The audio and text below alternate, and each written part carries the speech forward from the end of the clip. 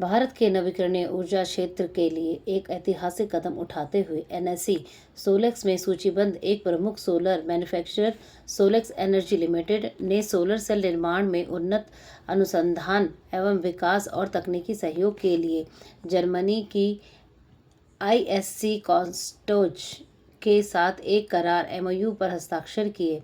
यह घोषणा आज नई दिल्ली में हुई और एक प्रेस कॉन्फ्रेंस में हुई, जिसमें सोलेक्स लीडरशिप, आईएससी कॉन्स्टोज के प्रतिनिधि और प्रमुख इंडस्ट्रियल स्टेक होल्डर्स शामिल हुए।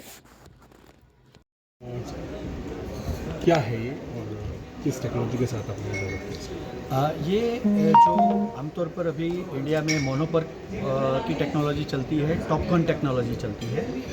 ये रियर कॉन्टैक्ट टेक्नोलॉजी है।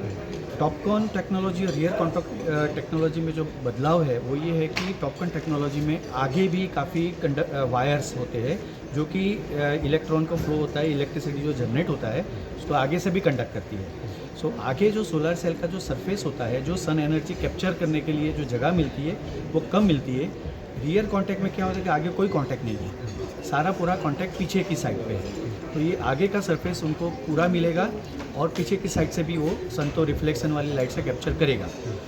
फ़ायदा ये है इसी का कि जो हमें एक चैलेंज है सोलार के लिए कि जो टोटल 1000 वाट पर स्क्वायर मीटर का जो सन एनर्जी का होता है उसमें हम लोग सोलार ये पैनल से सिर्फ 25% ही की हम लोग पहुँचे हैं।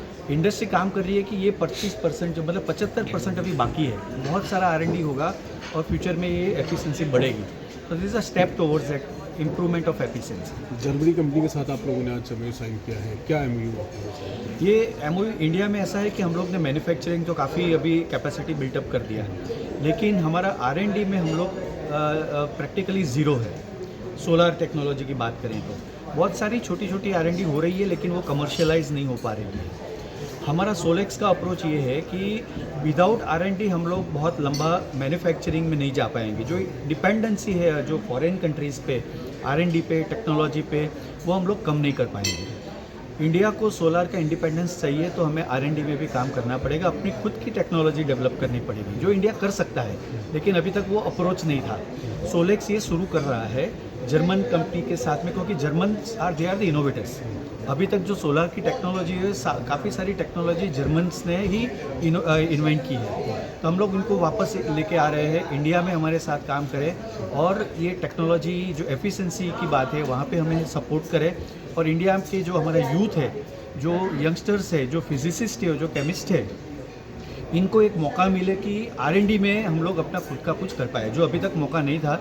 जो फॉरेन जाना पड़ता था उनको, जिनको भी अपने ये करना था, वो इंडिया में क्यों डेवलप ना हो, ये हमारा एक ऑब्जेक्टिव है। इंडियन लास्ट सवाल है, इंडियन कस्टमर्स के लिए कितना फ़ायदेमंद होगा ये? इंडियन कस्टमर्स के लिए सबसे फ़ायदा ये है कि हमारे यहाँ जो एक तो लैंड कम है, लैंड बहुत महंगी है, और बाकी का इंफ्रास्ट्रक्चर भी जो करना पड़ता है वो भी कम हो जाएगा। इससे लैंड की रिक्वायरमेंट भी कम हो जाएगी।